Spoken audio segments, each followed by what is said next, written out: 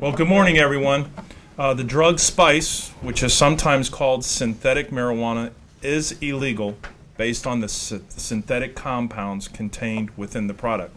Last year, the federal government and the state of Florida made spice illegal based on the imminent threat to public health and safety. In addition to being illegal, spice is harmful to those who take it, causing convulsions, anxiety attacks, dangerous elevated heart rates, in addition to extreme health outcomes. Most notably, recently, actress Demi Moore, who after smoking spice had to be hospitalized in intensive care. In the past few months, I've received a steady stream of phone calls from concerned parents who've shared with me that their children were easily obtaining spice here in St. Lucie County. They also told me that the drug was making their children very sick, and in one instance, one of the children had to be hospitalized for some time due to reactions to spice. In response to those calls, approximately 1 month ago, I directed the Special Investigation Unit to test all convenience stores here in St. Lucie County. What they found was 5 stores here in St. Lucie County were selling spice under the table. That means they had to go to the store, either give a code or some kind of signal, and then the merchant would sell the spice to our undercover detective.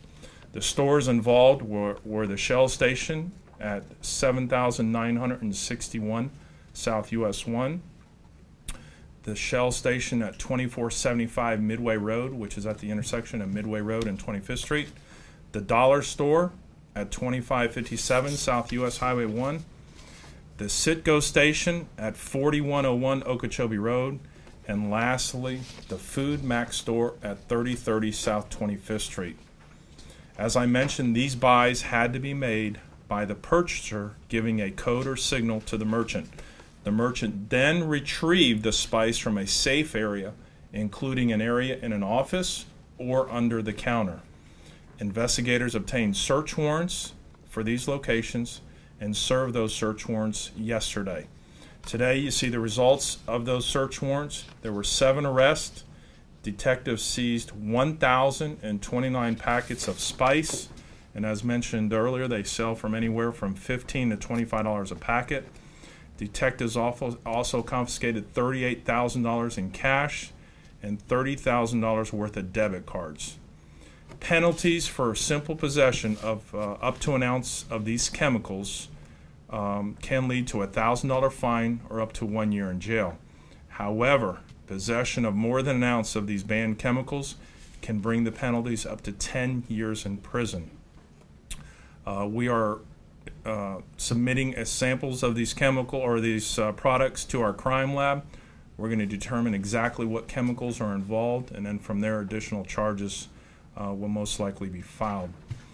Parents in the communities look to law enforcement to protect their children from harm.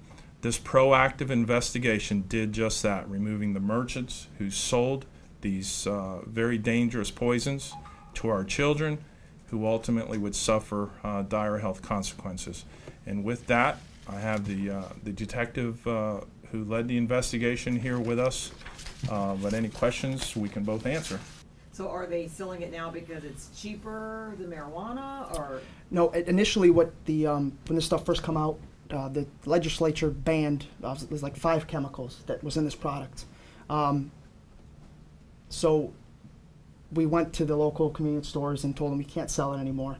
Well, legislature, end of the year, they banned 95 additional chemicals. So like for this package, it says new and improved.